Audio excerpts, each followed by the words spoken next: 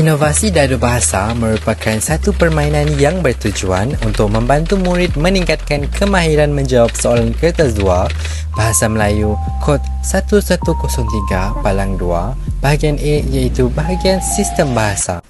Antara cakupan bidang ini termasuklah soalan morfologi, sintaksis, penyuntingan, bahasa Melayu standard dan peribahasa.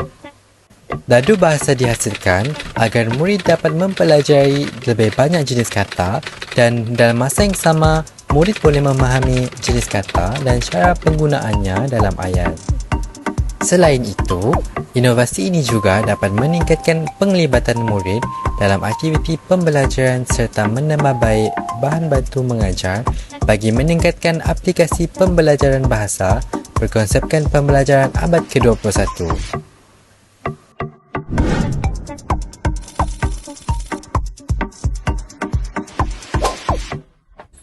Bahan-bahan yang digunakan untuk menghasilkan dadu bahasa ialah kotak kasut terbuang yang bertali bagi memudahkan murid atau guru membawa inovasi ini ke kelas. Batang aiskrim berwarna-warni, 7 keping kertas hitam saiz A4 bagi membalut bahagian luar kotak dan papan pelekat keras bagi membahagikan ruang untuk meletakkan batang aiskrim dan membuat dadu. Bahan-bahan yang kami gunakan merupakan bahan mesra alam dan mesra pengguna kerana mudah alih, mudah disimpan dan mudah dikenali serta kadar kos penghasilannya yang murah. Selain itu, kami menyediakan kad jawapan berbentuk fizikal serta jawapan permainan dadu bahasa berbentuk digital yang boleh diakses secara dalam talian dengan mengimbas kod QR yang ada di dalam kotak atau pada kad jawapan berbentuk fizikal.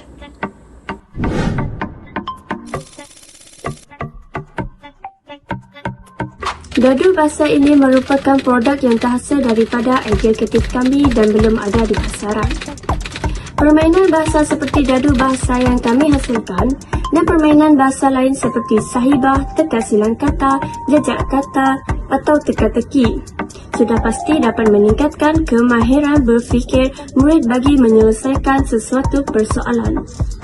Berikut ialah cara-cara dadu bahasa dimainkan.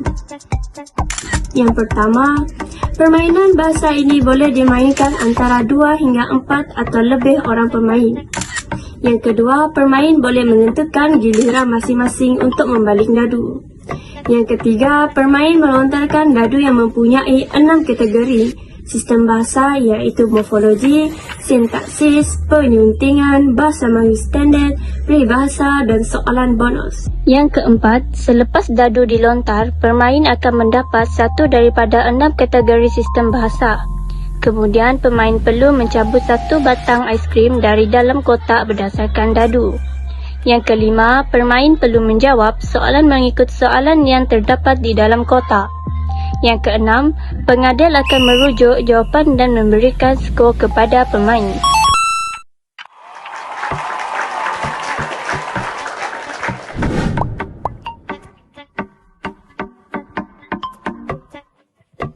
Inovasi dadu bahasa ini berpotensi untuk dipasarkan kerana produk inovasi ini dapat menyelesaikan masalah murid yang lemah dalam bahagian sistem bahasa. Inovasi dadu bahasa memberi impak terhadap murid, antaranya berupaya meningkatkan pengetahuan mereka dalam sistem bahasa. Selain itu, inovasi ini dapat menjadi bahan bantu pengajaran untuk guru membantu murid dalam menguasai, memahami dan meningkatkan lagi kemahiran mereka dalam sistem bahasa.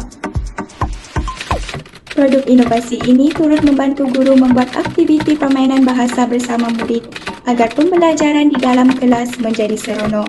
Di samping itu, murid dapat menambah pengetahuan serta menyelesaikan soalan mengenai sistem bahasa.